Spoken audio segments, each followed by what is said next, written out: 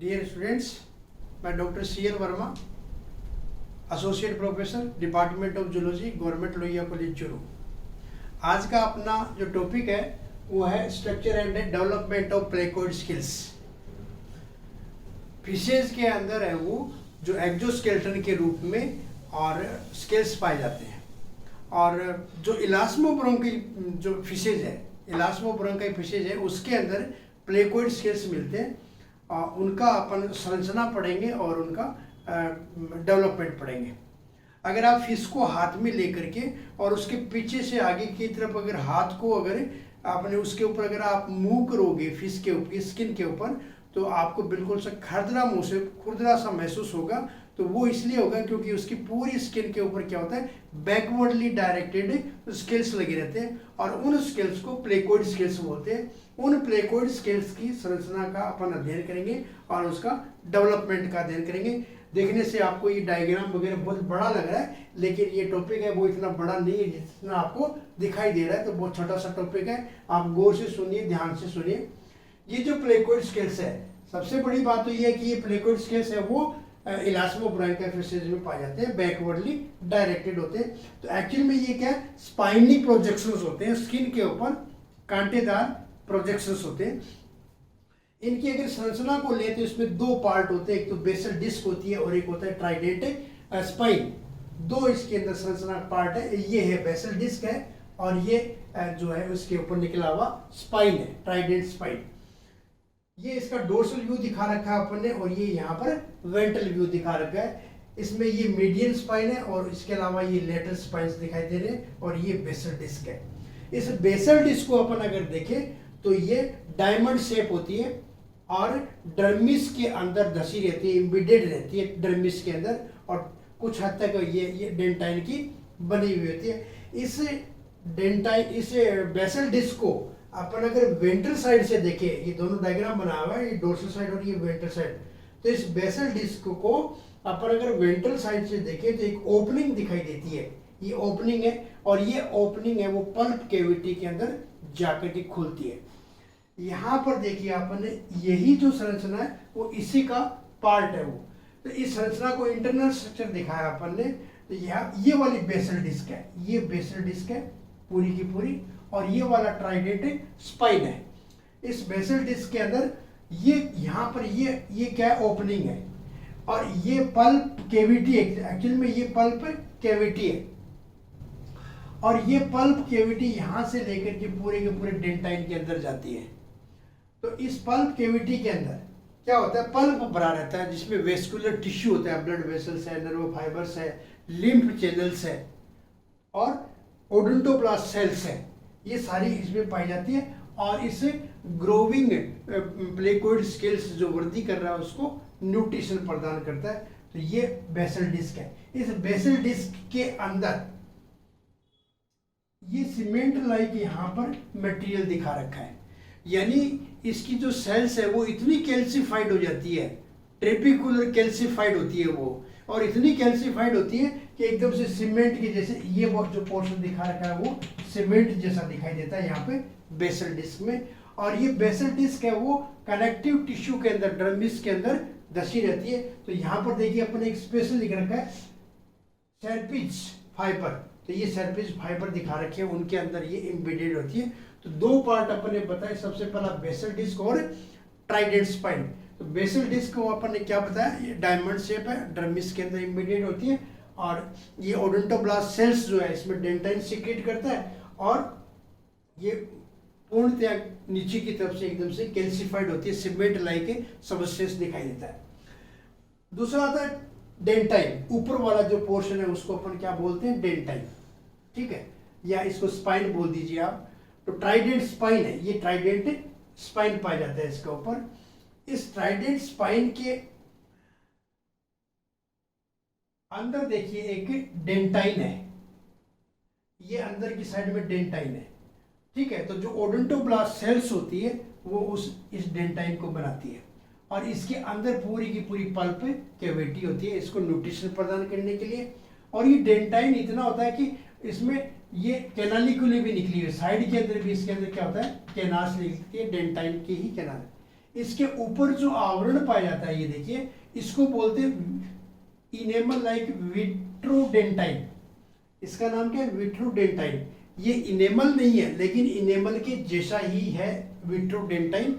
और ये एमिलोब्लास्ट जो सेल्स होती है वो सीक्रेट करती है इसको, एमिलोब्लास्ट सेल्स इसको सीक्रेट करती है, किसको? विट्रोडेंटाइन को। कहने का मतलब है कि अंदर डेंटाइन है और ऊपर जो आवरण कवर है उसको, उसी का नाम क्या है? विट्रोडेंटाइन है। और ये बैकवर्डली डायरेक्टेड होता है स्किन के ऊपर। तो इस प्रकार से इसके अंदर एक बेसल डिस्क और एक होता है ट्राइडेंटेड स्पाइन। अब अगर इसका अपन ओरिजिन अगर देखें, इसका ये किसका डेरिवेटिव है? जो स्केल्स है उसको अपन डर्मिस का डेरिवेटिव मानते हैं, लेकिन यहां पर देखिए कि जो बेसल डिस्क है, उस बेसल डिस्क के अंदर जो ओडोंटोब्लास्ट सेल्स है उसको वो बना रही है, डर्मिस का पार्ट ही इसको बना रहा है। तो ये डर्मिस से यानी मेसोडर्मल टिश्यू से डेवलप हुई है बेसल डिस्क, और निश्चित रूप से स्पाइन भी उसी से हुआ है। लेकिन ये स्पाइन के ऊपर जो विट्रोडेंटाइन है, ये विट्रोडेंटाइन जो आवरण है, ये एक्टोडर्मल ओरिजिन है। क्योंकि ये कौन बना रहा है? ये इसको कौन बना रहा है? एमिलोब्लास्ट सेल्स। और एमिलोब्लास्ट सेल्स एक्चुअली में क्या है? जो मेलपीगी जो लेयर है उसी को अपन ने क्या कहा है यहाँ पे? एमिलोब्लास्ट। तो जो ऊपर का आवरण बना रहा है एपिडर्मिस और बाकी पोर्शन बना रहा है डर्मिस। तो यूं कह सकते हैं इसका मिक्स ओरिजिन है प्लेकोइड स्केल का। अब अपन इसका डेवलपमेंट देखते हैं कि इसका डेवलपमेंट कैसा होता है, इसका परिवर्धन कैसे होता है। तो यहाँ पर अपन देखिए ये संरचना दे रखी है एपिडर्मिस की, और ये वाली संरचना दिखा रखी है डर्मिस की। इसके अंदर अपन ने एक लेयर दिखा रखी है, जो सबसे नीचे जो लेयर होती है उसको अपन मेलपीगी स्ट्रेटम मेलपीगी बोलते हैं। ये स्ट्रेटम मेलपीगी लेयर है, ठीक है। और उसके ऊपर की लास्ट में और 4-5 लेयर के बाद में ये कॉर्नियम, ऊपर के ऊपर कॉर्नियम की लेयर होती है। इसमें क्या होता है? कुछ मेसोडर्मल सेल्स आकर के डर्मिस में इकट्ठी हो जाती है। ये देखिए यहाँ पर कुछ सेल्स है जो मेसोडर्मल सेल्स आकर के इकट्ठी हुई। यहाँ पर देखिए अपन लिखा एक्यूमुलेशन ऑफ मेसोडर्मल सेल, यहाँ पर मेसोडर्मल सेल आकर के इकट्ठी होती है। ये मेसोडर्मल सेल्स जब ग्रोथ करती है, डिवाइड होती है, संख्या में बढ़ती है, ग्रोथ करती है, तो क्या होगा कि इसे एपिडर्मिस को ऊपर की तरफ पुश करती है। तो ये देखिए बिगिनिंग ऑफ डर्मल पेपिला, यहाँ पे डर्मल पेपिला बनना शुरू हो गया। नेक्स्ट स्टेप अपन देखें तो यहाँ पर देखिए संख्या बढ़ गई, आकार बढ़ गया, तो ये ऊपर की तरफ निकल गई कौन? एपिडर्मिस की मेलपीजियल लेयर। तो ये एक तरीके से उभार बन गया। इसी उभार को अपन क्या कहते हैं? Dermal papilla. यहाँ पर बड़ा दिखाया अपन ने, तो ये डर्मल पेपिला है। इस डर्मल पेपिला में से कुछ सेल्स कन्वर्ट हो जाती है ओडोंटोब्लास्ट सेल में।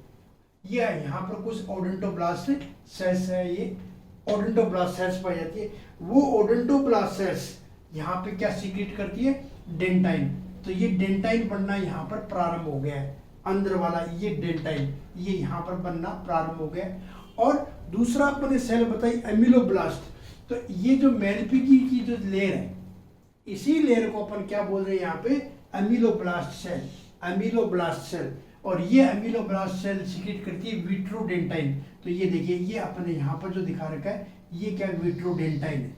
तो यहाँ पर ये बनना प्रारंभ हो गया, यानी अंदर का पोर्शन कौन सा? अंदर का जो पोर्शन बन रहा है वो कौन बना रहा है? Odontoblast cells. और जो ऊपर का पोर्शन है वो कौन बना रहा है? विट्रोडेंटाइन कौन बना रहा है? एमिलोब्लास्ट सेल। तो इस तरीके से ये ग्रोथ कर करके और ये पूरा स्पाइन बनता है। तो इस स्पाइन के अंदर जो ये वाला विट्रोडेंटाइन है वो किसने बनाया? एमिलोब्लास्ट सेल से। अंदर डेंटाइन वाला पोर्शन किसने बनाया? ओडोंटोब्लास्ट सेल ने। बेसल डिस्क किसने बनाई? ओडोंटोब्लास्ट ने। तो इस प्रकार से ये पूरे के पूरे जो स्पाइन या जिसको अपन प्लेकोइड स्केल कहते हैं उसका निर्माण होता है। और भी नीचे अपन ने ये एपिडर्मिस का पोर्शन दिखा रखा है। तो इस प्रकार से ये पूरे स्केल का डेवलपमेंट होता है। और ये स्केल है वो इलास्मोब्रांकाई फिशेज में पाया जाता है। और इसका कार्य क्या है? ये जो प्लेकोइड स्केल है उसका कार्य क्या है कि ये प्रोटेक्शन का कार्य करता है।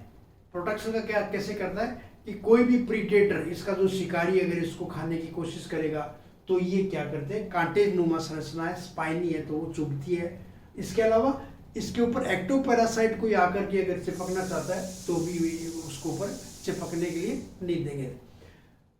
तीसरा इसका काम ये कि ये मैकेनिकल एब्रेशंस जो होते हैं, यांत्रिक कोई भी आघात अगर लगता है इसको तो उससे भी इसकी सुरक्षा करते हैं। फ्रिक्शन को कम करते हैं, drag, friction drag, reduce friction drags, तो ये जो घर्षण होता है उसको भी कम करने का काम करता है। तो इस प्रकार से ये इसके कार्य होते हैं।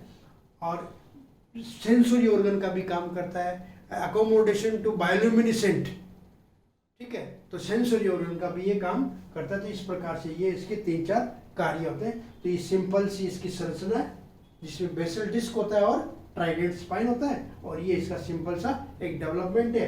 पहले मेसोडर्मल सेल आकर इकट्ठी होती है, उसको पुश करती है मेलपे की लेयर को, और ये जो उभार बन जाता है उसको अपन ड्रमल पेपिला बोलते हैं। और इस ड्रमल पेपिला के नीचे जो सेल्स होती है वो कौन सी है? ओडोंटोब्लास्ट सेल, जो अंदर डेंटाइन का निर्माण करती है। और ऊपर कौन सी है? मेलपी की लेयर को अपन क्या बोल रहे हैं यहाँ पे? मेलपी की लेयर को क्या बोल रहे हैं? एमिलोब्लास्ट सेल्स। वो एमिलोब्लास्ट सेल्स यहाँ पे क्या सीक्रेट करती है? विट्रोडेंटाइन। इनेमल लाइक सब्सटेंस होता है, इनेमल नहीं होता, उसके जैसा होता है विट्रोडेंटाइन। तो इस तरीके से ये विट्रोडेंटाइन और ये डेंटाइन, और ये अपन ने बीच में दिखा रखी है, नीचे दिखा रखी है बेसल डिस्क है। और इस बेसल डिस्क के बीचों बीच में क्या होती है? पल्प कैविटी होती है, जिसमें पल्प बना रहता है जो इसका पोषण का कार्य करता है। तो इस प्रकार से ये structure and development of placoid skills पूर्ण होता है। Thank you.